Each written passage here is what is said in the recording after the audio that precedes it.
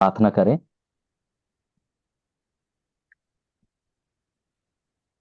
हमारे महान दयालु स्वर्गीय पिता, हम आपका लाखों लाख धन्यवाद करते हैं आज के दिन के लिए, इस सुंदर समय के लिए जहां हम सभी अलग अलग जगहों से इस ऑनलाइन माध्यम से एक जगह पर हो सकते हैं और आपके उन गहरी बातों को आपके ताकत में सीख सकते हैं।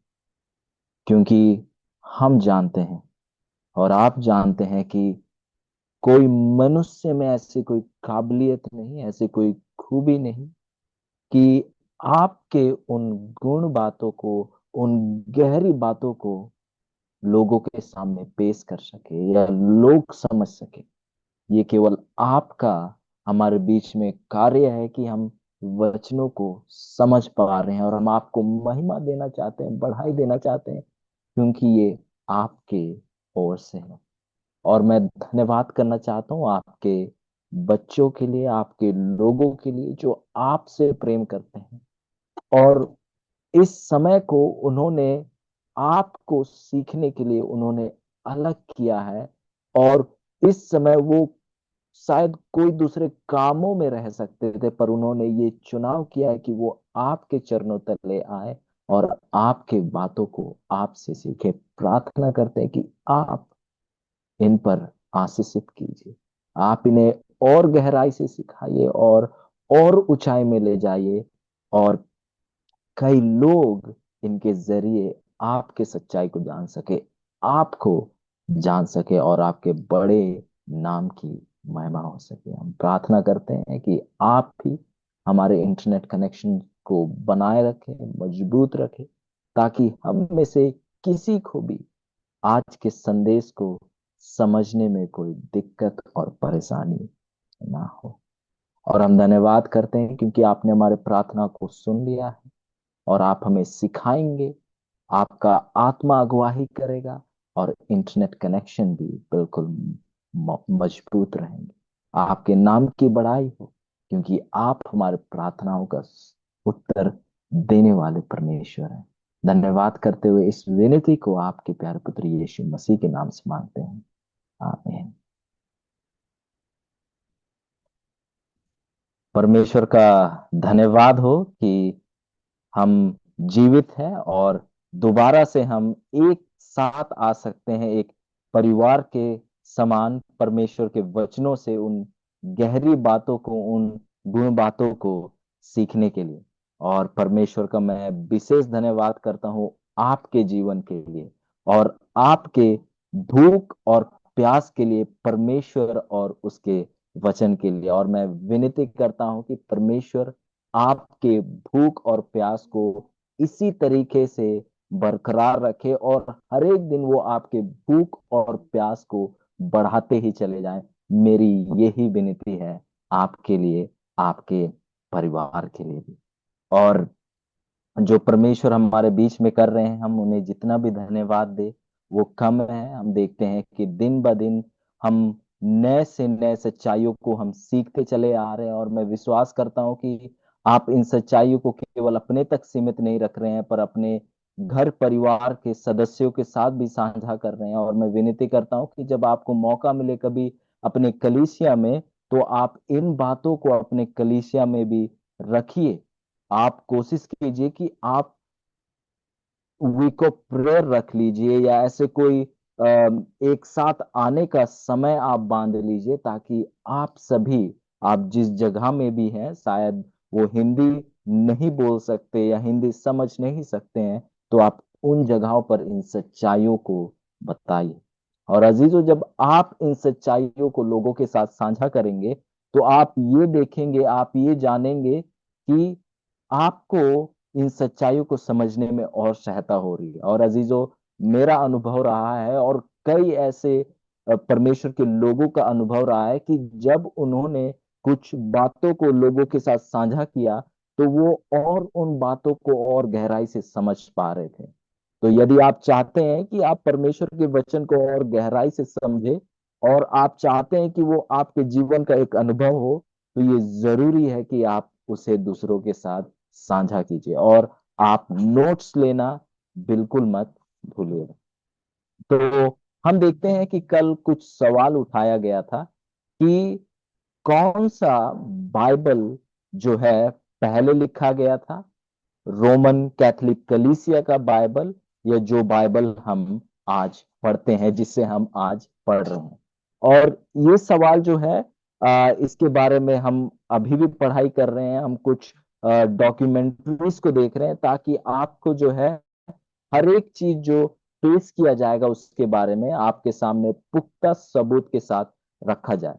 तो इस सवाल का जवाब को हम देखेंगे रविवार को, क्योंकि पहले पढ़ाई में जैसे हम जब दानियल की पढ़ाई कर रहे थे, हमने अलग अलग राज्यों को देखा, और दानियल 7 में भी कि अलग अलग राज्य आए। बुल का राज्य आया, दो फारस आया, फिर यूनान राज्य आया, फिर रोमी राज्य आया, फिर रोमी राज्य 10 भाग में बटा, जिसे हम विभाजित जानते हैं। और उस समय जब हमने इन राज्यों की जिक्र की, बात की, तो मैंने आपके सामने जो है उनके शुरुआत होने का तारीख और उनके अंत होने का तारीख आपके सामने नहीं रखा था। तो जब हम रविवार को जब हम दोबारा जुड़ेंगे, दोबारा मिलेंगे, तो उस समय उन राज्यों का आपको शुरुआत होने का तारीख और अंत होने का तारीख पेश करूंगा, जिसके साथ जो है हम जो सवाल पूछा गया था कल के दिन में उसका भी हम जिक्र करेंगे। क्योंकि जब हम तारीखों को रखेंगे, उसके बाद हम कुछ तारीखों को देखेंगे, जब जो बाइबल का निर्माण हुआ, कहेंगे रोमन कैथोलिक कलीसिया का जब बाइबल पूरी तरीके से आया, और जब हम जो बाइबल पढ़ते हैं पूरी तरीके से आया, उन जब तारीखों को जब हम एक साथ रखेंगे, उस रोशनी में, उन राज्यों को रोशनी में, तो आप देख पाएंगे कि कौन सा जो पुस्तक है, जो कौन सा बाइबल जो है पहले लिखी गई थी या पहले आई थी।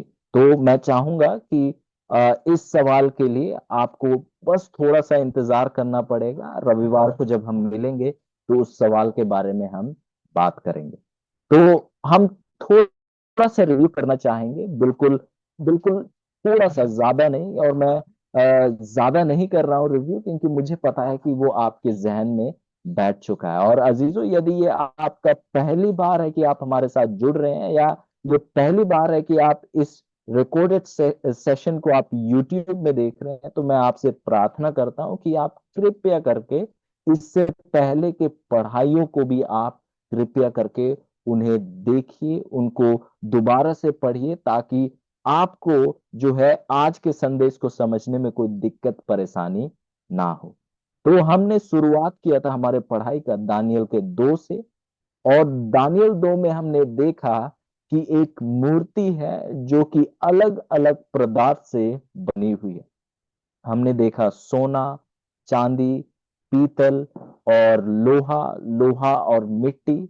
और जब हमने उनको गहराई से देखा, तो हमने देखा कि ये जो अलग अलग पदार्थ जो थे, वो अलग अलग राज्य को दर्शा रहे थे। और हमने देखा कि ये जो अलग अलग राज्य थे, और यदि हम इन इन अलग अलग पदार्थ के बारे में बात करें, जैसे हो गया सोना, हो गया चांदी, हो गया पीतल, हो गया लोहा, हो गया और लोहा और मिट्टी हो गया। और यदि हम ऊपर से नीचे आए, मैं प्रोजेक्ट करना चाहूंगा ताकि इस चीज को हम ज्यादा से ज्यादा समझ सके, रिलेट कर सके। तो आप देख सकते हैं, आपके स्क्रीन के पास है, उम्मीद करता हूं। और जब आप देखेंगे, जब ऊपर से नीचे आएंगे, सोना, चांदी, पीतल, लोहा और मट्टी और लोहा, तो आप देखते हैं कि जो कीमत में जो है ये कम होता जा रहा है। अगर आप कीमत की बात करें, तो सोना सबसे कीमती है, उससे कम कीमती चांदी है, उससे कम कीमती पीतल है, फिर उससे कम कीमती लोहा है, और उससे कम कीमती मट्टी है। तो जो कीमत में देखे तो उनका जो भाव जो है कम होता जा रहा है।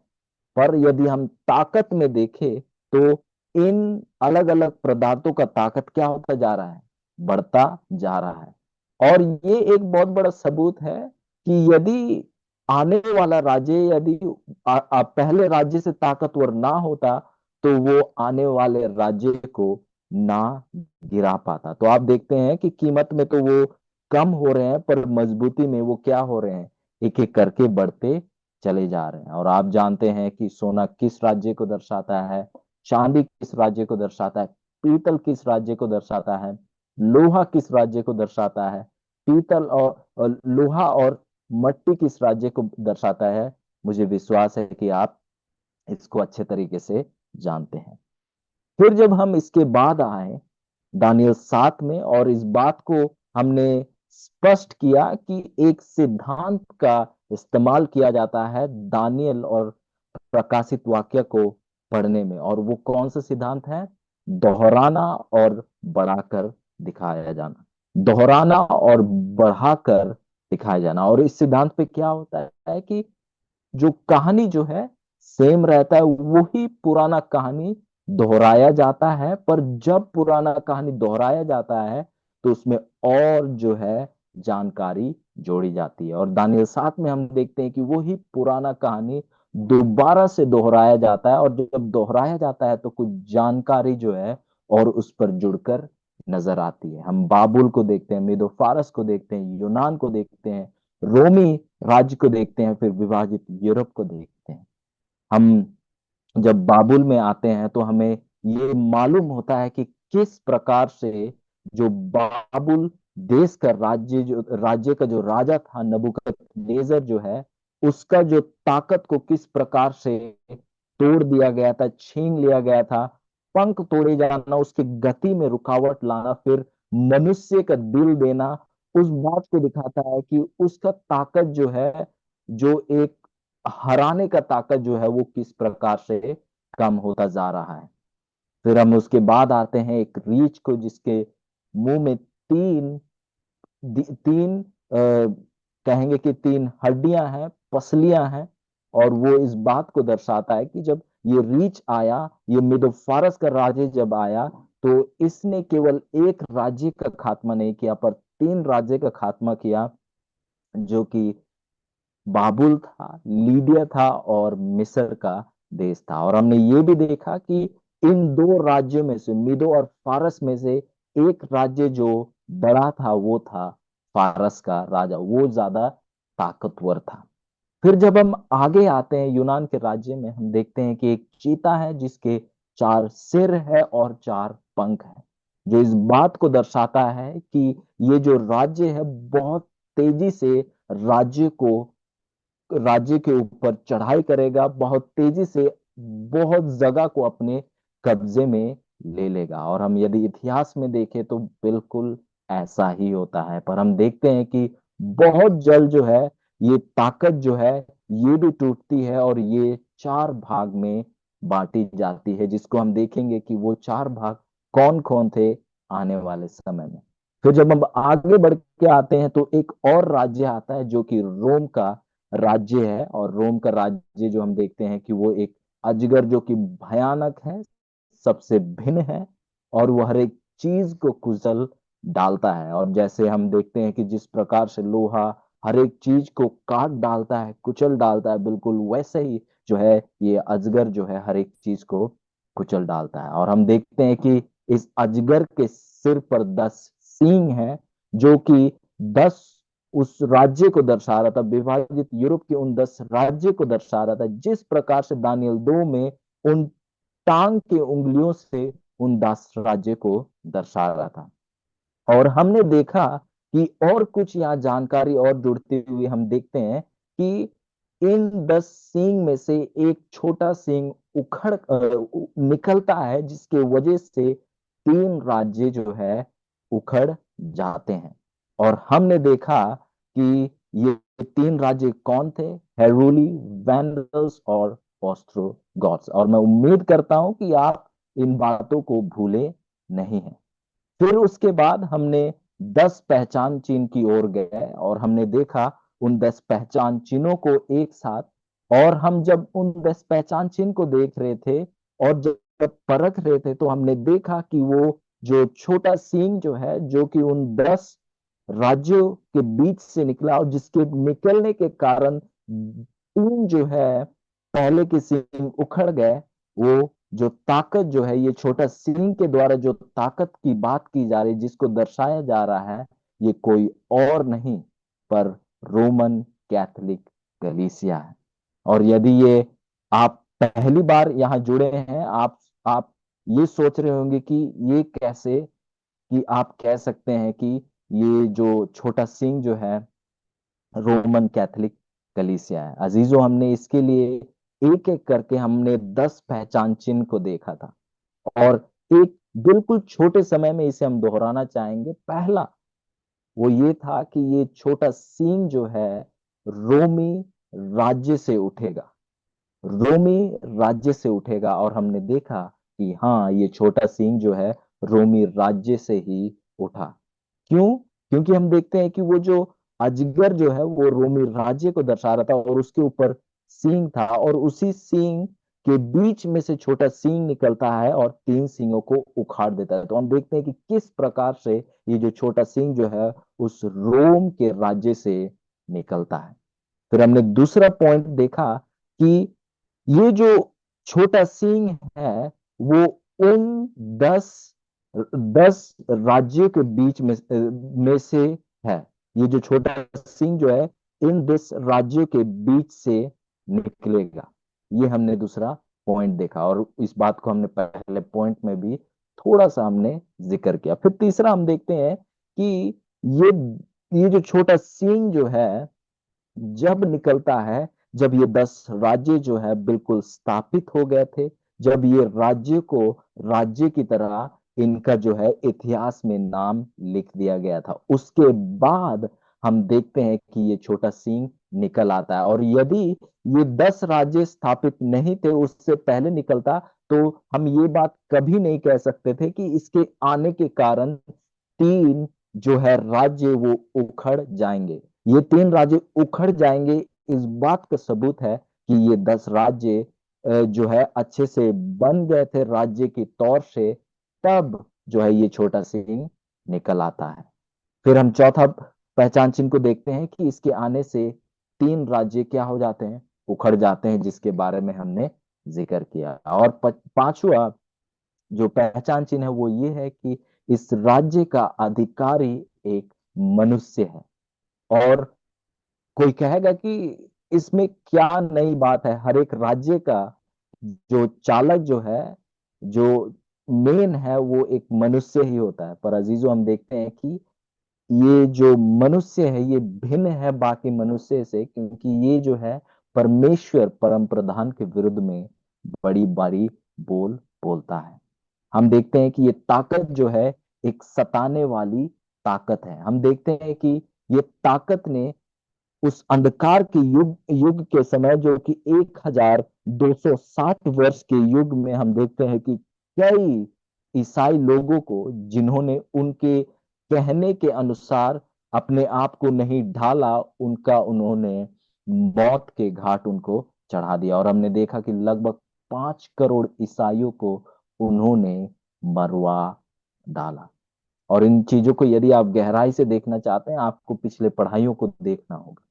फिर सातवां पहचान चिन्ह हम देखते हैं कि ये बाकी राज्यों से भिन्न है, बाकी राज्यों से अलग है। क्यों?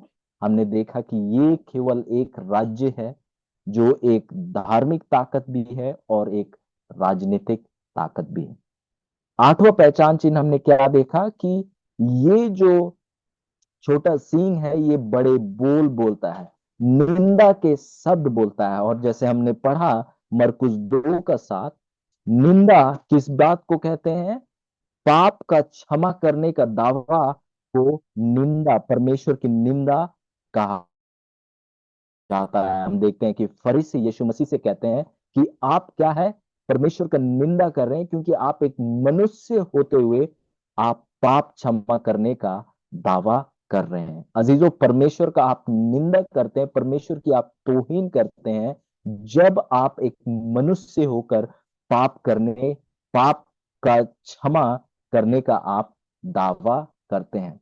और अजीजों, और हमने इसके लिए कई ऐसे उनके लिखे हुए बातों को देखा, जो बातें उन्होंने खुद कही है, उन बातों को हमने उठाकर देखा एक एक करके, और हमने देखा कि वो किस प्रकार से कहते हैं कि वो जो है परमेश्वर से भी बड़े हैं। वो कहते हैं कि यदि यदि हमने पापों का क्षमा नहीं दिया तो आप पापों का क्षमा को नहीं पाएंगे। यदि हमने आपके पापों को नहीं क्षमा किया तो यीशु मसीह खुद भी यदि चाहें तो वो आपके पाप को क्षमा नहीं कर पाएंगे, क्योंकि हम रोमन कैथोलिक कलीसिया के जाजक होते हुए हमने आपको पाप की क्षमा नहीं दी।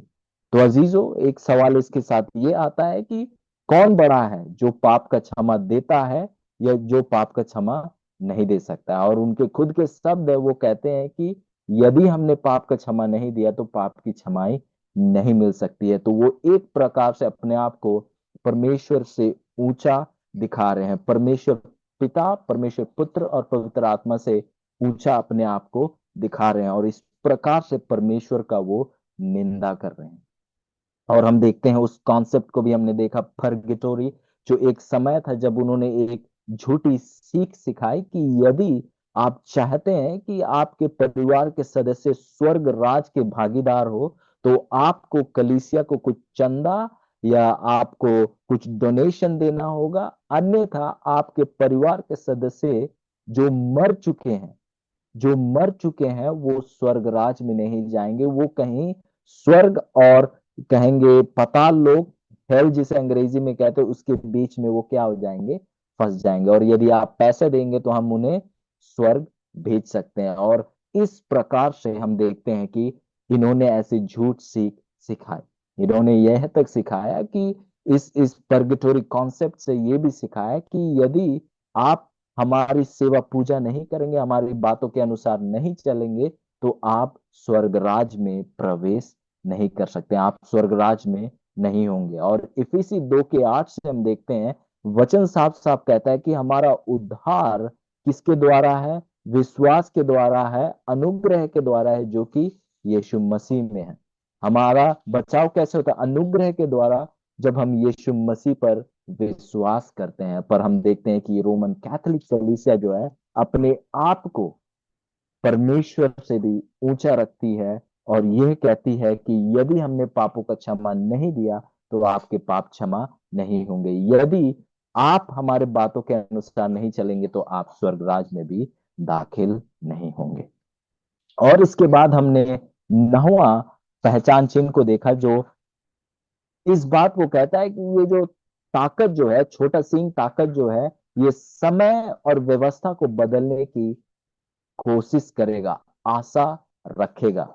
और अजीजों, हमने देखा कि किस प्रकार से ये ताकत जो है एक व्यवस्था, एक आज्ञा को बदलने की कोशिश की, 10 आज्ञाओं में से, जो समय भी है और एक व्यवस्था भी है। और वो आज्ञा कोई और नहीं पर चौथी आज्ञा है, जो कि साबत की आज्ञा है। और हमने अलग अलग रिकॉर्ड्स को उठाकर देखा, उनकी लिखी हुई बातों को उठाकर देखा, और हमने उस पढ़ाई में ये भी देखा कि किस प्रकार से रविवार के दिन में उपासना का दिन को लाया गया, किस प्रकार से वो बदलाव हुआ, शनिवार से रविवार के दिन उपासना, किस प्रकार से 7वें दिन से पहला दिन में बदलाव हुआ। उन बातों को हमने एक साथ बैठकर देखा, और हमने देखा कि किस प्रकार से ये ताकत ने वाकई में जो है समय और व्यवस्था को बदलने की कोशिश की।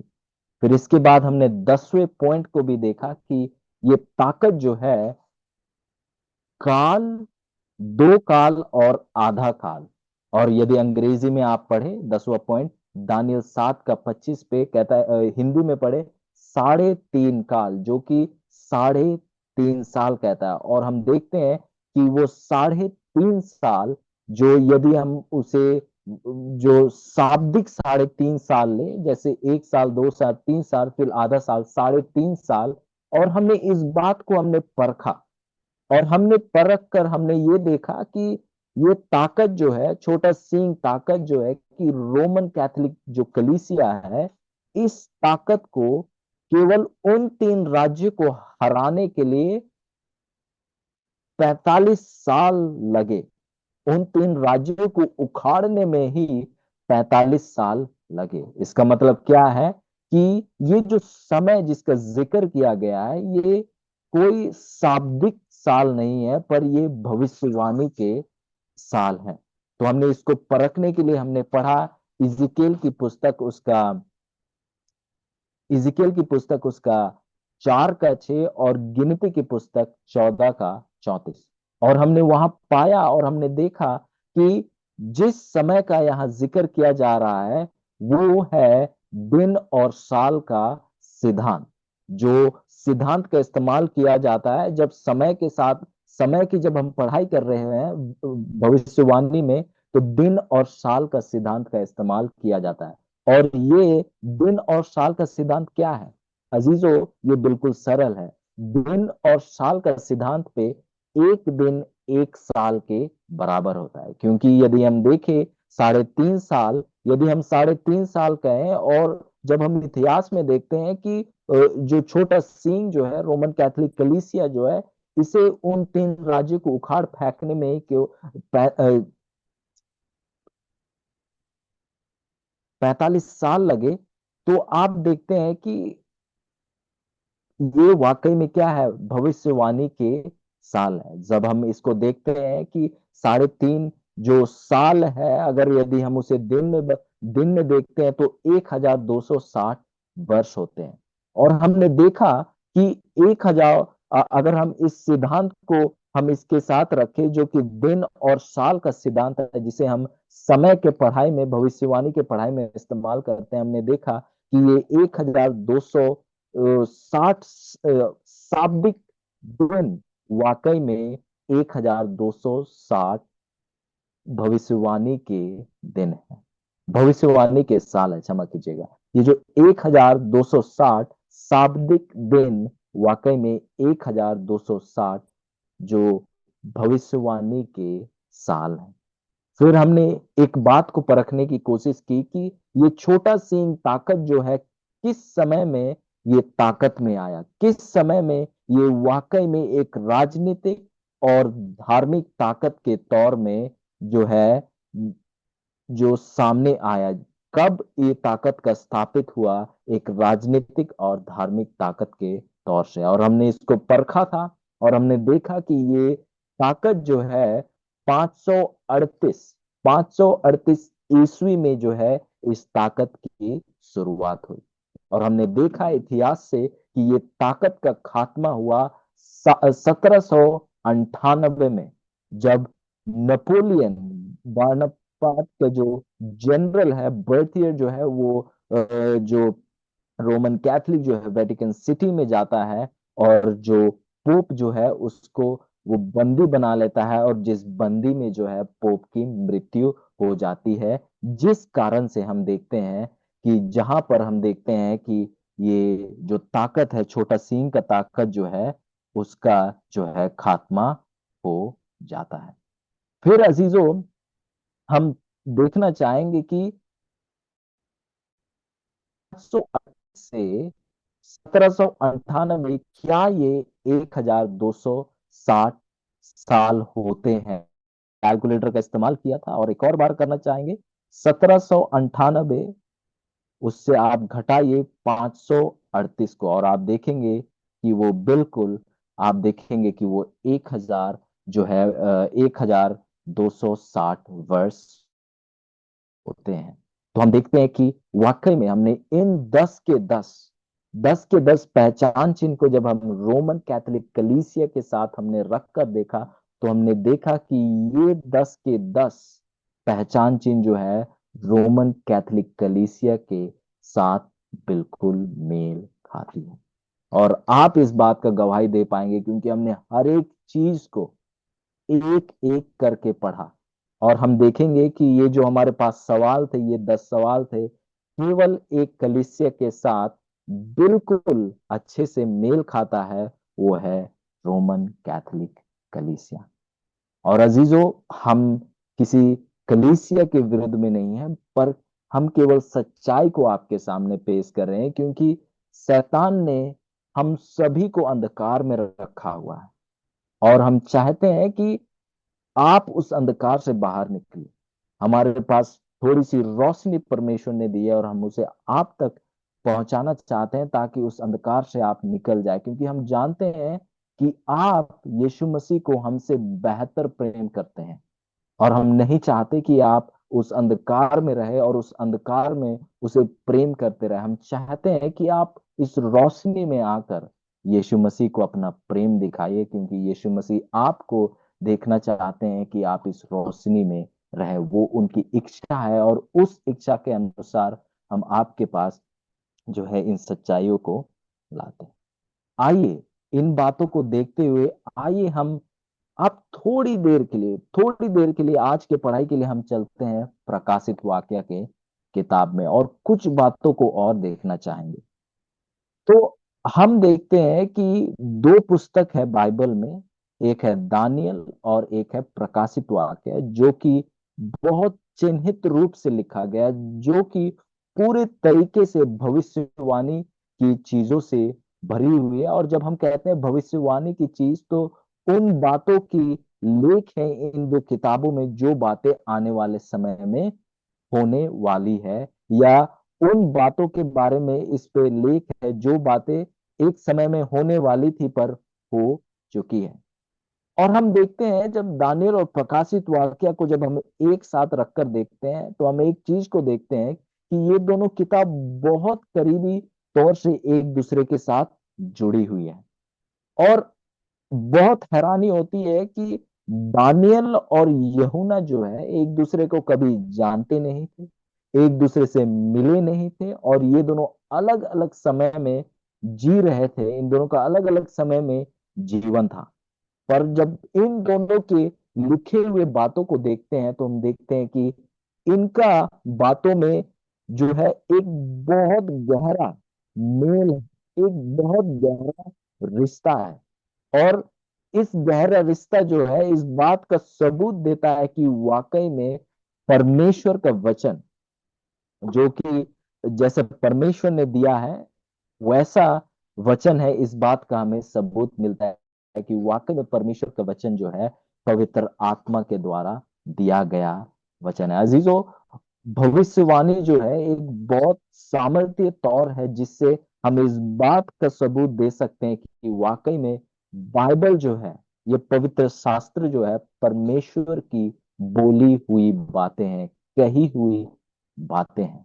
तो आइए हम कुछ समय के लिए प्रकाशित वाक्या उसका 13 में जाएंगे, और कुछ बातों को हम देखना चाहेंगे जो कि हमारे लिए जानना बहुत ज्यादा जरूरी है। और आप देखेंगे कि प्रकाशित वाक्य भी जिस प्रकार से दानियल जो है बहुत, जैसे हम जब दानियल पढ़ रहे हैं तो बड़ा हमें अच्छा सा लग रहा है, बड़ा हमारे जो इंटरेस्ट है, हमारे जो रुचि है, उसे किस प्रकार से वो बढ़ा रहा है। आप देखेंगे कि ये प्रकाशित वाक्य की किताब भी वैसा ही बहुत सुंदर है, और आपकी इच्छा को और बढ़ाएगा इस किताब को पढ़ने के लिए और जानने के लिए।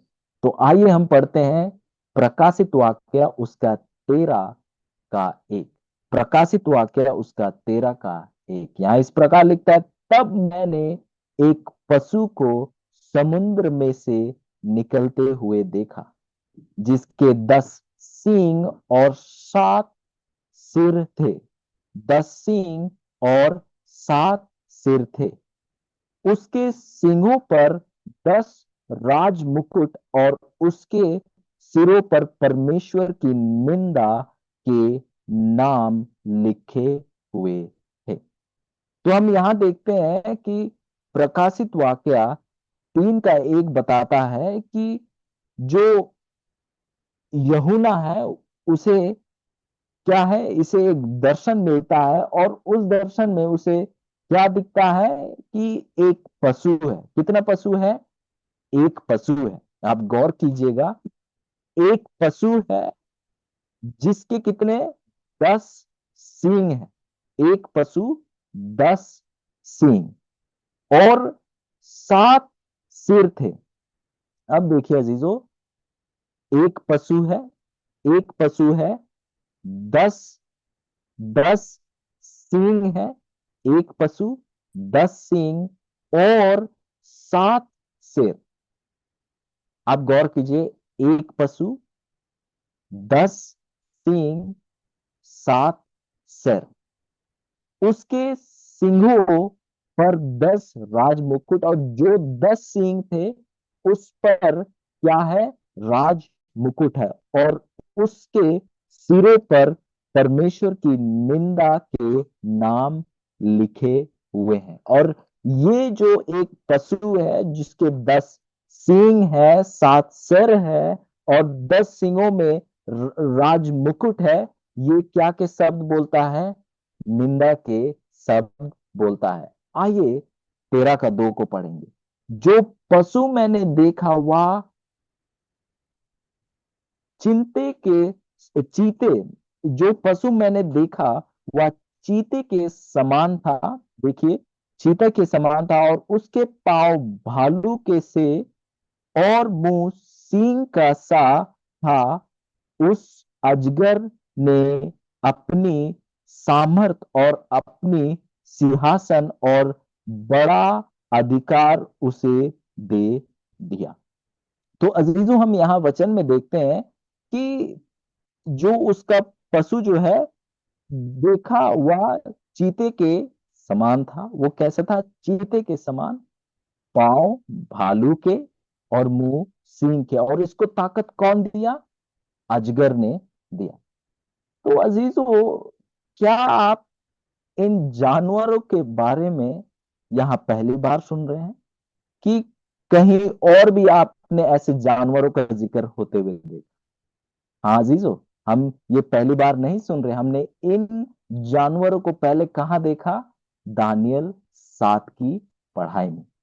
और अब मुझे विश्वास है कि आप समझ रहे होंगे कि क्यों हमें प्रकाशित वाक्य को पढ़ने से पहले दानियल को पढ़ने की जरूरत है। और यदि आप पहले प्रकाशित वाक्य से शुरू करते तो आपको कुछ समझ नहीं लगता कि ये जो जानवर जो है चीता के समान, उसका पांव भालू का, सींग सा मुंह, अजगर के द्वारा सामर्थ, आप इन बातों को बिल्कुल ही नहीं समझ पाते।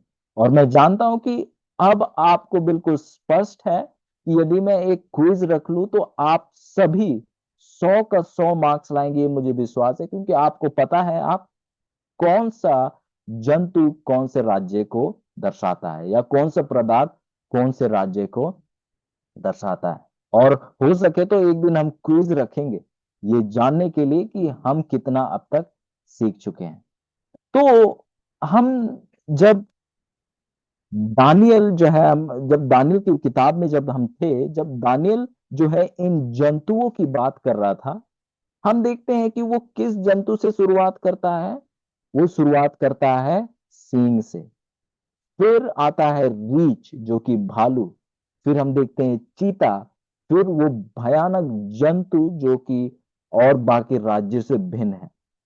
पर हम देखते हैं जब प्रकाशित वाक्य में आते हैं तो अब ये बिल्कुल उल्टा है। बिल्कुल उल्टा है। दानियल के लिए सबसे पहला कौन था? सिंह, फिर रीछ, फिर चीता, फिर वो भयानक जंतु। पर हम जब प्रकाशित वाक्य में आते हैं, यूहन्ना जब देख रहा है, पहले उसे कौन दिख रहा है? चीता, फिर भालू, फिर उसके बाद सिंह। ये बड़ा अद्भुत बात है कि ऐसा क्यों? ऐसा क्यों? जानवर वही है, पर उनका जो जो एक कहेंगे कि एक लय, जिस लय में हमने दानियल में देखा था वो लय के साथ नहीं है, उसमें थोड़ा हेर फेर है, थोड़ा उल्टा है। ऐसा क्यों? अजीजों, जवाब बड़ा सरल है। हम देखते हैं जब दानियल की पढ़ाई करते हैं, और दानियल जब इन जानवरों को देख रहा है, या कहें इन राज्यों को देख रहा है, तो दानियल कहां देख रहा है? इतिहास में, कहेंगे भविष्य में देख रहा है। वो कहां देख रहा है? भविष्य में देख रहा है कि ये राज्य आने वाली है। तो दानियल के लिए सबसे पहला राज्य कौन सा होगा? जो है बाबुल का राज्य। और उसके बाद उसके लिए दूसरा राज्य कौन सा होगा? मादी फारस, फिर यूनान, फिर रोम, फिर उसके बाद जो विभाजित यूरोप, फिर वो छोटा सिंह। पर जब यूहन्ना जब इन बातों को लिख रहा है तो यूहन्ना जो है भविष्य में नहीं देख रहा है, पर वो इतिहास में देख रहा है। आप समझ रहे हैं? दानियल जो है भविष्य में देख रहा है। समझ रहे हैं आप? दानियल जो है भविष्य में देख रहा है, और जो यूहन्ना है वो कहाँ, इतिहास में देख रहा है। मतलब ये बातें हो चुकी हैं।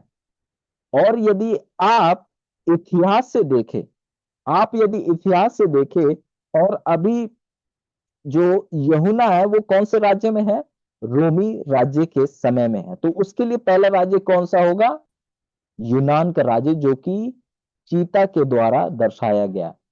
उसके बाद कौन सा राज्य होगा, रीछ या भालू, जो कि मादी फारस के राज्य को दर्शाता है। और सबसे आखिरी कौन सा होगा, बाबुल का राज्य होगा। तो आप देखिए, दानियल के लिए जो है बाबुल पहला राज्य हो जाता है, और यूहन्ना के लिए पहला राज्य कौन सा हो जाता है, जो है यूनान का राज्य पहला राज्य हो जाता है। तो इसी कारण से आप देखते हैं कि ये जो जो ये जंतु जो है, ये कुछ इस प्रकार से इसका लय रखा हुआ है। पर और गौर करने की बात है, जब हम दानियल की किताब देखते हैं और जब हम इन जंतुओं को देखते हैं, तो ये जंतु एक एक करके आए थे। और मुझे इस बात का और थोड़ा गहराई में बात करने की जरूरत भी नहीं है, क्योंकि मैं जानता हूं कि आप इस बात को जानते हैं। पहले हम देखते हैं बाबुल, फिर मीदो फारस, फिर यूनान, फिर रोम, फिर विभाजित यूरोप, फिर हम देखते हैं छोटा सिंह, और उसके बाद हम देखते हैं कि यीशु मसीह का राज्य आता है। तो ये राज्य जो है एक एक कर आ रहे हैं। पर जब प्रकाशित वाक्य में आते हैं, जब यूहन्ना जब देख रहा है, तो ये जो जंतु जो है, एक जंतु है। कितने जंतु है, एक जंतु है जिसके 10 सींग है, 7 सर है, और 10 सींगों में राज मुकुट है। तो ये बड़ा सोच में डाल देने वाली बात है, ये कैसा राज्य है। और आप भी सोच रहे होंगे ऐसा क्यों कि एक ही राज्य में, कहेंगे कि एक ही जंतु में ऐसा मिश्रण क्यों है। वो जो जंतु जो थे बिल्कुल एक एक के बाद थे, पर हम देखते हैं कि ये जो प्रकाशित वाक्य में जंतु नजर आ रहा है, वो बिल्कुल एक मिश्रण है जंतुओं का। आइए हम इसको तस्वीर से देखना चाहेंगे। जो चित्रकार लोग हैं, जो वो देखिए किस प्रकार से ये प्रकाशित वाक्य 13 के जंतु को हमारे सामने चित्र के द्वारा पेश करते हैं। तो आइए हम देखें और इसको और थोड़ा समझने की हम कोशिश करेंगे। परमेश्वर का धन्यवाद हो कि हमारे पास ऐसे टेक्नोलॉजी है कि थोड़ा हम चित्रों के द्वारा चीजों को समझ सके। तो मैं आपके सामने पेश कर रहा हूं, उम्मीद करता हूं आपको नजर आ रहा होगा। तो आप देखिए, हमने कोशिश किया है कि दो जगह हम इन्हें इसे रखें। उम्मीद करता हूं आपको बिल्कुल क्लियर नजर आ रहा हो। तो आप देख सकते हैं कि दानियल 7 के जंतुओं को आप देखते हैं कि आपको सींग नजर आ रहा है, बिल्कुल वो जो कि पूरा सींग है, भले पंख है, सींग है पूरी तरीके से। फिर आप देखते हैं भालू को, वो पूरी तरीके से भालू है। और मैं उम्मीद करता हूं कि आप गौर कर रहे हैं। फिर आप देखिए चीता जो है वो थोड़ा भिन्न है, क्योंकि उसके बहुत सारे सर है, पर वो पूरा चीता है। और फिर आप देखिए जो चौथा राज्य जो है, जो कि बड़ा भयानक जंतु है, जो कि अद्भुत है, लोहे के दांत है, 10 सींग है, जिससे वो छोटा सींग निकल आता है। आप देखेंगे कि ये एक ही जंतु, कहेंगे कि एक एक जंतु है, एक एक जंतु है, कहेंगे कि 4 जंतुएं हैं दानियल 7 में। पर जब हम प्रकाशित वाक्य 13 में आते हैं, हम देख रहे हैं वचन कहता है, यूहन्ना लिखने वाला कहता है कि मैंने देखा कि एक जंतु है। कितने जंतु है, एक जंतु है, पर इसके 7 सिर है, और 10 सींग है, और 10 सींग में राजमुकुट भी है। आप देख सकते हैं, आप इसको आपके सामने इतना सुंदर तरीके से रखा गया है, और मैं थोड़ा लेजर लाइट यूज करूंगा। देखिए, 1 2 3 4 5 6 7, 7 सर। और आप देखिए यहाँ सींग आपको नजर आ रहे हैं, ये 10 सींग है, जिनमें मुकुट भी, राज मुकुट भी क्या हुआ है, लगा हुआ है। तो आप देखिए कि देखिए किस प्रकार से चीते का सा है, और 10 सींग है, 10 राजमुकुट है, 10 सर भी है। तो आप खुद देख सकते हैं अजीजों की ये एक जंतु है जो कि अलग अलग जंतुओं का मिश्रण है। अब कोई सवाल कहता है कि भाई ऐसा क्यों है कि जंतु एक है पर अलग अलग जंतुओं से बना हुआ है। तो अजीजों, ये जो जंतु जो है, जो अलग अलग जंतुओं से बना हुआ है, इसका मतलब ये है कि ये जो जंतु जो है, जो जंतु किसको दर्शा रहा है इस पर हम आएंगे। ये जो जंतु जो है, इस जंतु में बाकी राज्य के भी चरित्र होंगे। क्या होंगे? पिछले राज्य के भी चरित्र इसमें होंगे। मतलब कहने का क्या है कि आप इस राज्य में पिछले राज्य के जो उनका जो चरित्र है उसे आप इनमें देख सकते हैं। तो हम जो है इसको चाहेंगे। तो अब जो हम देखते हैं कि कुछ चीजों को हम देखना चाहेंगे कि ये ताकत कौन सी ताकत है। ये राज्य जो ये जंतु जो है कौन से राज्य को दर्शा रहा है। तो अब थोड़ा कीजिएगा, अब विचार कीजिएगा, और इसके लिए आपके सामने दोबारा एक तस्वीर रखना चाहूंगा, ताकि मैं नहीं चाहता और परमेश्वर भी नहीं चाहता कि हम में से कोई भी जो है संदेह में हो या सवाल में हो। परमेश्वर चाहते हैं कि हम सभी जो है इन बातों को बिल्कुल स्पष्टता से समझते चले जाएं। तो आप इस तस्वीर को देखिए। अब हम समझना चाहेंगे कि इस जंतु का इस मिश्रण के द्वारा दिखाए जाने का मतलब क्या है। और हमने जैसे कहा कि इसका मतलब ये है कि इस राज्य में पुराने राज्य के चरित्र भी नजर आएंगे। सबसे पहला राज्य बाबुल का राज्य। बाबुल का राज्य। और बाबुल का राज्य यदि आप पढ़े तो बाबुल का राज्य एक बहुत धनवान राज्य था। आप पढ़िएगा। हम देखते हैं कि जैसे हमने पढ़ा कि वो जो बाबुल का राज्य जो था, बिल्कुल सोना से, जो सोना जो है मट्टी की तौर से था उनके राज्य में। आप जो उनका सबसे महान देवता मार्डूक के बारे में आप पढ़ेंगे तो उसका जो मंदिर था उसमें कई टन सोने, लगभग 1700 की 1600 टन सोने केवल उस मंदिर में इस्तेमाल किए गए थे। और इसी कारण से बाबुल को सोने के द्वारा भी भविष्यवाणी की पढ़ाई में दर्शाया जाता है। तो हम पहला देखते हैं कि बहुत धनवान राज्य था। और अजीजों, ये जो प्रकाशित वाक्य 13 का जो राज्य जिसको दर्शा रहा है वो भी बहुत ज्यादा धनवान है।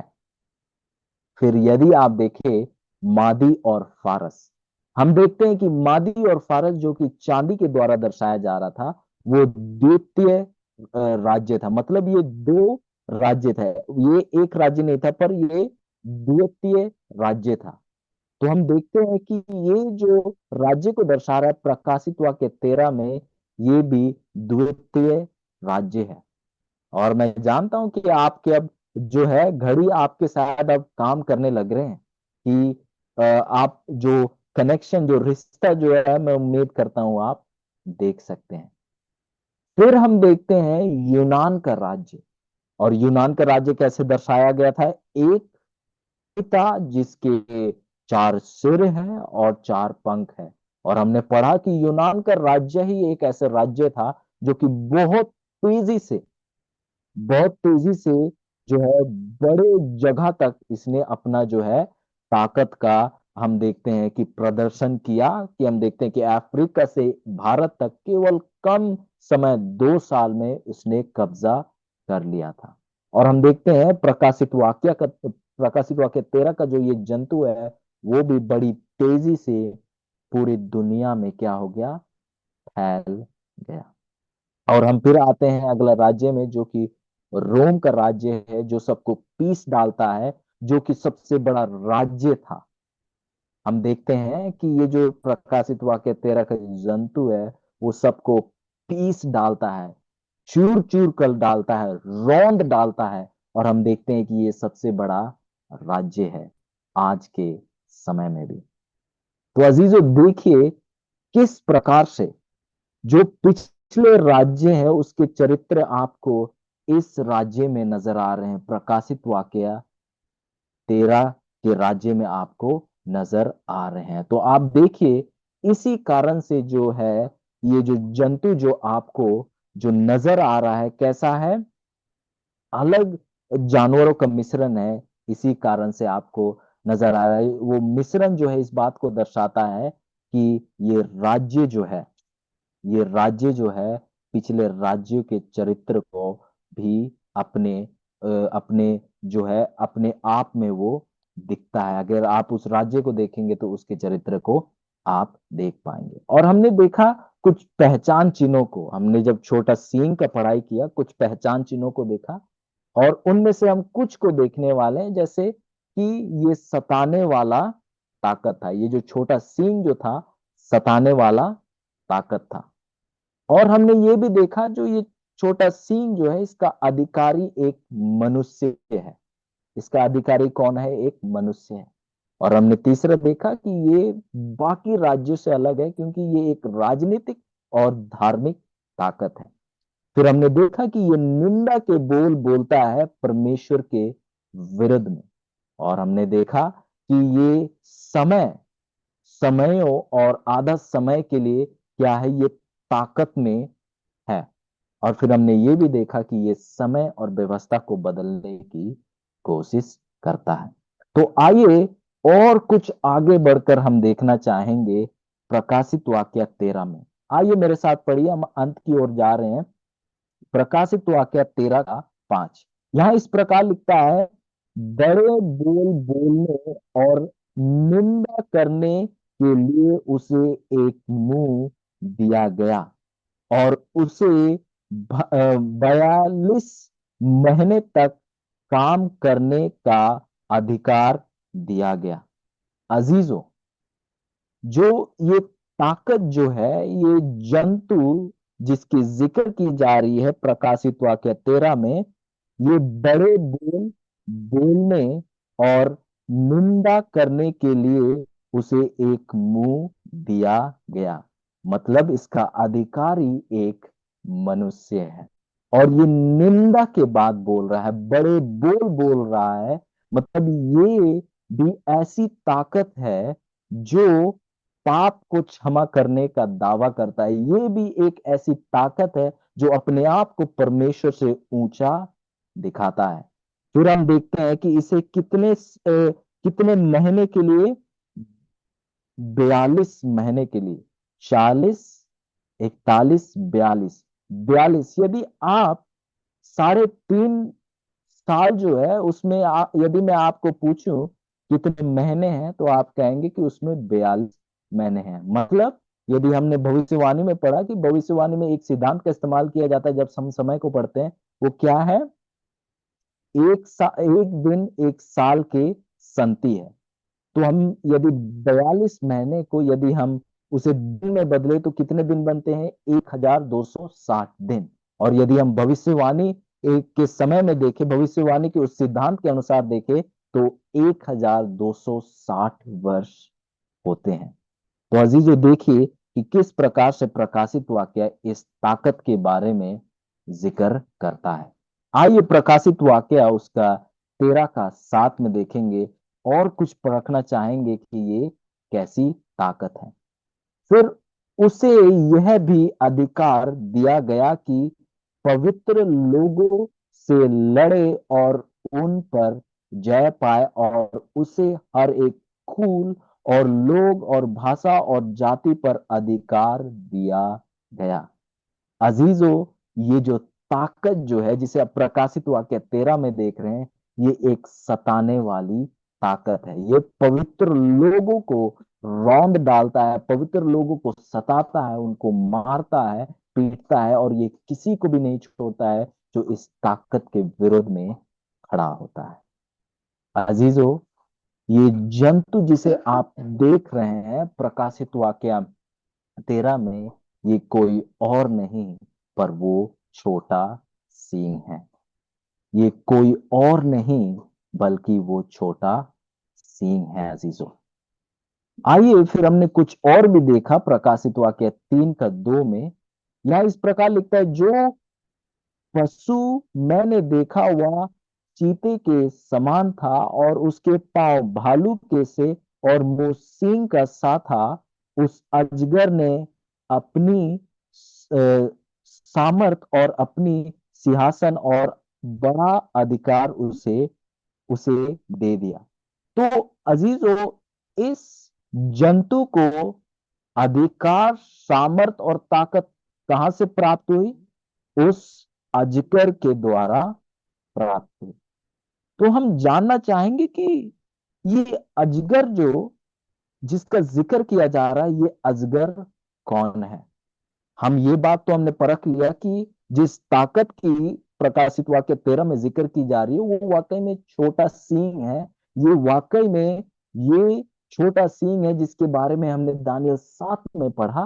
पर यहाँ एक ताकत की जिक्र की जा रही है जिसने जो है इस छोटे सींग को ताकत दिया, जो कि ये अजगर है। तो हम परखना चाहेंगे कि ये अजगर वाकई में कौन है। इसके लिए हम देखेंगे वचन अपने लिए ही, देखिए किस प्रकार से जवाब देगा। प्रकाशित वाक्या उसका 12 का 9। प्रकाशित वाक्या 12 का 9 यहां इस प्रकार लिखता है, तब वह बड़ा अजगर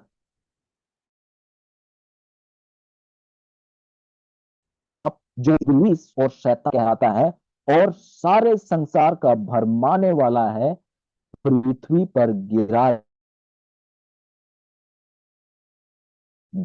दिए गए। तो अजीजों, इस छोटे सींग को ताकत देने वाला, इस सींग छोटे सींग ताकत को आगे लाने वाला कौन है? अजीजों, खुद शैतान है। अजीजों, खुद शैतान है। मैं माफी चाहूंगा, पर अजीजों, यदि आप इस ताकत के साथ हैं, इस ताकत में, इस ताकत के बातों को यदि आप पालन कर रहे हैं, तो आप वाकई में शैतान का पालन कर रहे हैं। आप वाकई में शैतान का उपासना कर रहे हैं। अजीजों, मैं जानता हूं कि यदि आप इस ताकत के साथ बने हुए हैं या जुड़े हुए हैं, तो इसका कारण एक ही है, क्योंकि आप इन सच्चाइयों को कभी जानते नहीं थे। और जैसे हमने प्रकाशित वाकया प्रेरितों का काम 17 का 30 में पढ़ा था कि जब आप अज्ञानता में रहते हैं, जब आपको इन बातों के बारे में नहीं पता होता, अज्ञानता में जब आप कुछ करते हैं, तो परमेश्वर आपको उसके लिए दोषी नहीं ठहराते हैं। और मैं दोबारा कहना चाहूंगा कि ये अच्छे ईसाई हैं, आप मुझ अधिक ईश्वर से प्रेम करते हैं, ये मैं आपको लिख कर भी दे सकता हूं। पर यदि आपको शैतान ने अंधकार में रखा है, अजीजों, यदि हमारे पास ये रोशनी कोई नहीं लाता, तो आज हम भी आपके साथ शैतान की उपासना कर रहे होते, ये सोचकर कि हम परमेश्वर की उपासना कर रहे हैं। अजीजों, हम देखते हैं कि ये छोटा सींग जो है, जो कि वाकई में रोमन कैथोलिक है, उसने अपनी ताकत शैतान से प्राप्त किया है। और यदि आप जो है रोमन कैथोलिक कलीसिया को अपना दिल और मन और जान देते हैं, तो वाकई में आप किसको दे रहे हैं? शैतान को दे रहे हैं। अजीजों, परमेश्वर आपके पास सच्चाई को ला रहे हैं, आपके पास रोशनी ला रहे हैं, क्योंकि वो आपसे प्रेम करते हैं और आपको छुटकारा देना चाहते हैं। अजीजों, हमारा इन सच्चाइयों को पेश करना किसी को किसी के विरुद्ध में लाना नहीं है, पर ये हमारा प्रेम है आपके लिए कि हम आपके सामने इन सच्चाइयों को पेश करें, ताकि आप भी छुटकारा पाए, ताकि हम सभी मिलकर जो है शैतान का पर्दाफाश करें, ताकि जो लोग अंधकार में हैं उनको हम रोशनी में लाने वाले हो सके। अजीजों, और मैं बहुत ज्यादा एक्साइटेड हूं कि मैं आपके साथ जुड़कर जो है लोगों को अंधकार से लाने में आपके साथ काम करो। अजीजों, आओ, बाहर आओ, और आओ हम साथ में लोगों को बाहर भी निकाले, क्योंकि ये कलीसिया जो है, इसने ताकत जो है शैतान से पाई है, और जिसने शैतान से ताकत पाई है वो केवल शैतान की ही बातों को सुनेगा अजीजों, शैतान की ही बातों को सुनेगा। और इसी कारण से परमेश्वर की आज्ञाओं को क्या किया गया, बदला गया। ये रोमी कलीसिया ने किसके कहने पर किया, शैतान के कहने पर किया, क्योंकि शैतान जो है 10 आज्ञा से नफरत करता है। आइए हम आगे पढ़ते हैं। प्रकाशित वाक्य 3 का 3 यहाँ इस प्रकार से लिखता है कि मैंने उसके सिरों में से एक पर ऐसा भारी घाव देखा, घाव लगा, देख मानो वह मरने पर है। फिर उसका प्राण घातक घाव अच्छा हो गया, और सारी पृथ्वी के लोग उसके उस पशु के पीछे पीछे अचंबा करते हुए चले। अजीजों, जो यूहन्ना जो है इस दर्शन में देखता है कि ये जंतु को एक प्राण घातक घाव मिली, और जब ये घाव को देखा तो बिल्कुल इतना गहरा था, और ऐसे लग रहा था कि ये जो जंतु जो है अब जो है इसका खात्मा ही हो जाएगा, इसका नामो निशान मिट जाएगा। पर कहता है कि वो प्राणघातक घाव क्या हो गया, ठीक हो गया। और इसके बाद जो है पूरा देश क्या करने लगा, इसके पीछे पीछे अचंबा करने लगा, इसकी उपासना करने लगा। अब कोई सवाल पूछता है कि ये प्राण घातक घाव कैसे लगा और कब लगा। अजीजों, आपको याद होगा, हमने पढ़ाई किया था 1798 में क्या हुआ था। जो नेपोलियन जो है उसने अपने जनरल को भेजा, ब्रेथियर जो जनरल था, और उसके द्वारा जो है पोप को क्या कर लिया, कैद में ले लिया था, क्योंकि वो जो है बाकी राज्यों के लिए खतरा बन रहा था, क्योंकि बाकी राज्य को वो क्या कर रहा था, उखाड़ने की कोशिश में था। और 1798 में इस इस ताकत को, रोमन कैथोलिक कलीसिया को एक प्राण घातक घाव मिला। और इस बात को हमने एक साथ पढ़ा अजीजों। पर देखिए यूहन्ना क्या कहता है कि वो प्राण घातक घाव क्या हो गया, ठीक हो गया। कहता है कि वो प्राण घातक घाव अच्छा हो गया, और सारी पृथ्वी के लोग उसके उस पशु के पीछे पीछे अचंबा करते हुए चले। जब उसका प्राण घातक घाव अच्छा हो गया तो लोग अचंबा करने लगे, वो लोग कहने लगे कि इस पशु जैसा कौन है। आइए हम 13 का 4 को पढ़ेंगे। यहाँ इस प्रकार लिखता है, लोगों ने अजगर की पूजा की। देखिए अजीजों, ये सोच रहे थे कि ये किसकी उपासना कर रहे थे, ये किसकी गीत गा रहे थे। ये सोच रहे थे कि हम तो रोमन कैथोलिक कलीसिया में जुड़े हुए हैं, हम भी एक ईसाई हैं, और हम ईसाई धर्म में हैं, जो कि रोमन कैथोलिक कलीसिया है, जो कि सबसे बड़ी कलीसिया है बोलकर हम तो उनके साथ जुड़े हुए थे। वचन कहता है कि वो जुड़े तो रोमन कैथोलिक के साथ थे, पर किसकी पूजा कर रहे थे, शैतान की पूजा कर रहे थे। अजीजों, ये मैं नहीं कह रहा हूं, वचन खुद कह रही है। कहते हैं कि लोगों ने अजगर की पूजा की। तो अजीजों, जब आप अपना प्रेम जो इस कलीसिया को दिखाते हैं, जिस कलीसिया को स्थापित करने वाला शैतान है, तो आप वाकई में किसको प्रेम दिखा रहे हैं, शैतान को दिखा रहे हैं। अजीजों, मैं आपसे प्रेम करता हूं, और मुझे कोई भी रुचि नहीं है आपको चोट पहुंचाने। और अजीजों, मेरा कोई शौक नहीं है किसी को झूठ बात बोलकर उसे गुमराह करने के लिए। मेरा ऐसा कोई भी इरादा नहीं है। मेरा एक ही मकसद है कि परमेश्वर की दया से जो सच्चाई परमेश्वर ने हम तक पहुंचाई है, वो मैं केवल आप तक पहुंचाना चाहता हूं। इससे अलावा मेरा कोई भी कोई भी कोई भी मेरा कोई कोई मकसद नहीं है अजीज। परमेश्वर के सच्चाई के प्रति मेरा प्रेम है, और वही प्रेम है आपके प्रति भी। मैं और आपको ये बातें बता रहा हूं। आप खुद पढ़िए, यहाँ लिखता है कि लोगों ने अजगर की पूजा की। और मैं नहीं चाहता अजीजों कि आप अजगर की पूजा करें, और आप भी नहीं चाहते कि आप शैतान की पूजा करें, क्योंकि मैं जानता हूं कि आप यीशु मसीह से प्रेम करते हैं, क्योंकि उसने पशु को अपना अधिकार दे दिया था। और यह कहकर पशु की पूजा की, इस पशु के समान कौन है, कौन इससे लड़ सकता है। तो अजीजों, लोग कहने लगे कि इस पशु के समान कौन है, कौन इस पशु से लड़ सकता है। अजीजों,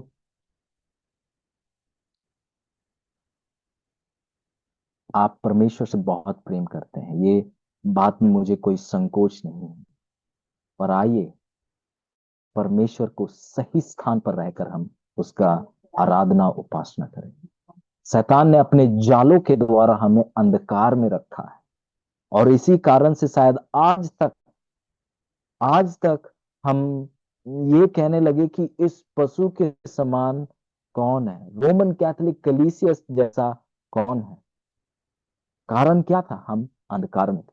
अजीजों, मैं आपके साथ एक छोटी सी गवाही पेश करना चाहता हूँ। कुछ समय पहले रविवार को मैं जो है पंजाब जो है जहां पर मैं रहता हूँ अक्सर, वहां पर मैं गया था। और वहां पर जो हमारा जो चर्च हॉस्पिटल है, वहां पर आंख की चेकअप की जा रही थी, तो मैं भी गया। तो जब तक आंख की चेकअप नहीं हुई थी, मैं बिल्कुल बिल्कुल कॉन्फिडेंट था। मैं बिल्कुल भरोसा के साथ, घमंड के साथ कहता था कि अरे मेरा आंख तो बिल्कुल बहुत अच्छा है, मैं दूर दूर तक, दूर दूर के अक्षरों को पढ़ सकता हूँ। तो हम गए, फॉर्म जमा किया, मेरा नाम आया, मैं गया। फिर डॉक्टर साहब वहां बैठे थे। डॉक्टर ने कहा कि आप इस कुर्सी में बैठ जाइए, और उधर जो वहां पर आईना रखा है आप उसमें देखिए। मैंने बोला ठीक है। तो वो एक एक करके नंबर को मेरे सामने दिखाने लगा, और मैं सोचने लगा कि पता नहीं डॉक्टर साहब क्या करने लगे हैं, ये मुझे तो पढ़ने अच्छे से आता है, एक दो तो अच्छे से आता है, वो मैंने बहुत छोटी क्लास में पढ़ी है। पर वो कहने लगा, मैं पढ़ने लगा, वो कहने लगे कि ये क्या है, मैंने कहा दो, ये क्या है तीन चार, ऐसे ही वो एक एक करके नंबर दिखाने लगे। आप यदि गए हो, जो डॉक्टर जो है आंख की चेकअप करते हैं, आप देखेंगे कि अलग अलग नंबर को अलग अलग साइज में आपके सामने रखते हैं। तो मैं पढ़ने लगा, पढ़ने लगा, पढ़ने लगा। कुछ समय बाद जो है मुझे धुंधला नजर आने लगा, और जो एक दो लिखा था मुझे पंजाबी जैसे नजर आने लगा। और मैंने डॉक्टर को साफ साफ कहा कि डॉक्टर साहब, मुझे पंजाबी तो पढ़ने नहीं आती है। तो फिर डॉक्टर ने क्या किया, डॉक्टर को मालूम हो गया कि ये क्या है, ये अंधकार में है अपने आंखों को लेकर। तो उन्होंने एक लेंस डाला, एक लेंस डाला तो मुझे क्लियर दिख गया, मेरे आंख खुल गए, मेरे को विश्वास नहीं हुआ कि मेरे आंखें खराब हैं। फिर उसके बाद डॉक्टर साहब ने कहा पढ़ो, मैंने पढ़ा बहुत अच्छे से। फिर थोड़ा वो नीचे गए, अच्छे से पढ़ पाया। पर थोड़ा देर बाद फिर जो है मेरे को और नजर नहीं आने लगा। फिर मैंने बोला कि कुछ धुंधला है। फिर वो एक और लेंस को डालते हैं, और ऐसे ऐसे करके जब आखिरी नंबर तक गए, तो अलग अलग लेंसों को डालने के द्वारा मैं जो है साफ देख पा रहा था। अजीजों, ये सच्चाई बिल्कुल उस लेंस की तरीके से। और जब ये सच्चाई आपके जीवन में आई है, तो अजीजों, आज आपको निर्णय लेना है कि आप सही को सही बोलेंगे, या सही को अब भी आप गलत ही बोलेंगे। हमने आपके सामने उस सच्चाई को पेश किया, जैसे इस वचन में है, जैसे इस वचन में है।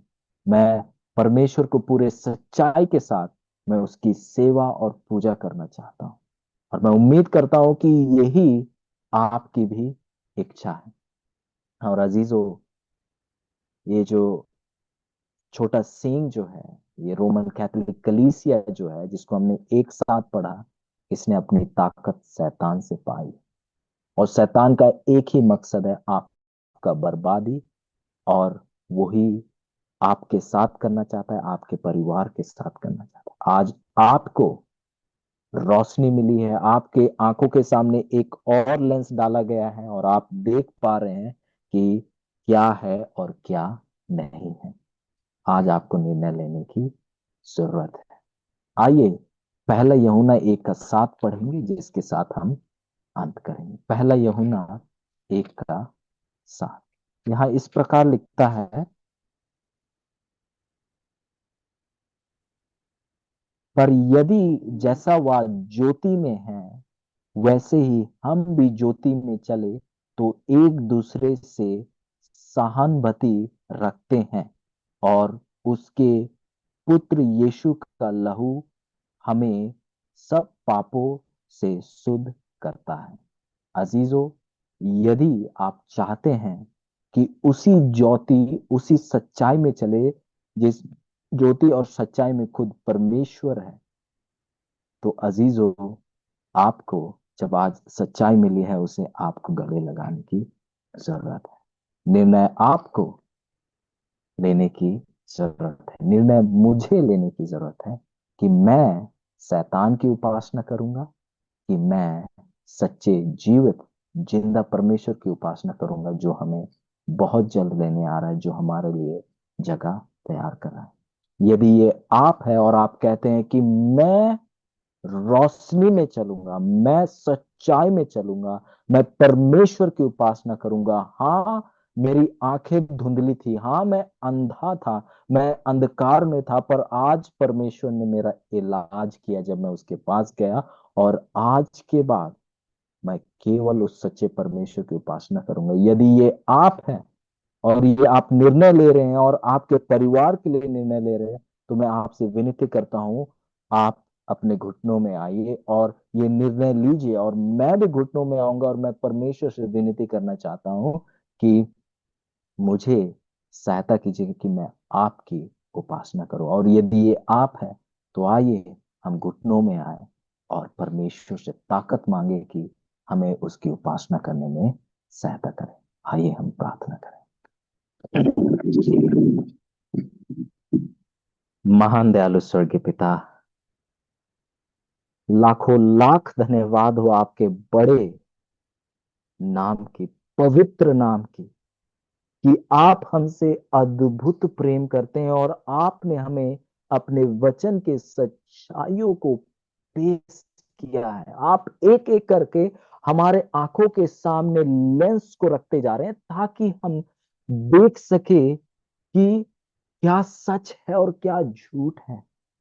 और आपने जब हमें आज दिखाया कि जो कलीसिया है, ये जो छोटा सीन जो है, जो कि वाकई में रोमन कलीसिया है, यदि हम इसके साथ बनते हैं तो वाकई में हम शैतान के साथ बने हुए हैं। और जब आज मेरे भाई बहन ने जब इस सच्चाई को देखा, तो वो आज ये निर्णय ले रहे हैं और अभी वो अपने घुटनों पर है और ये कहते हैं कि आज के बाद केवल हम आपकी उपासना करेंगे, केवल आपके पीछे जाएंगे, केवल आपकी बढ़ाई करेंगे। और हम कभी भी ये नहीं कहेंगे कि इस जंतु जैसा कौन है, इस अजगर जैसा कौन है, पर हम एक ही बात कहें कि परमेश्वर महान है और उससे महान कोई और नहीं। और मैं प्रार्थना करता हूं कि आप अपने बच्चे के साथ हो, उनके परिवार के साथ हो, जब वो ये निर्णय लेते हैं आपकी उपासना करने की, आपके तरीके से उपासना करने की, आप उनके साथ रहिए। शायद उनको परिवार वाले छोड़ दे,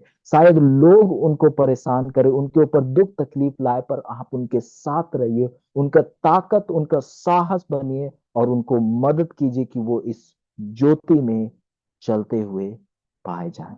धन्यवाद करते हैं क्योंकि आपने आज हमें स्वतंत्र किया। आज आपने हमारे सामने रोशनी को प्रकट किया है। हमारे साथ होइए कि इन बातों को हम केवल सुने ही नहीं, पर इन बातों के अनुसार अपने जीवन को जीने वाले हो सके, आपके ताकत और अनुग्रह के द्वारा। आपके नाम की बढ़ाई और आपके नाम की महिमा हो, क्योंकि हर एक चीज जो हमने मांगा है हमने पाया है, क्योंकि आपने हमारे प्रार्थनाओं को यीशु मसीह के नाम से ग्रहण किया है। आमीन।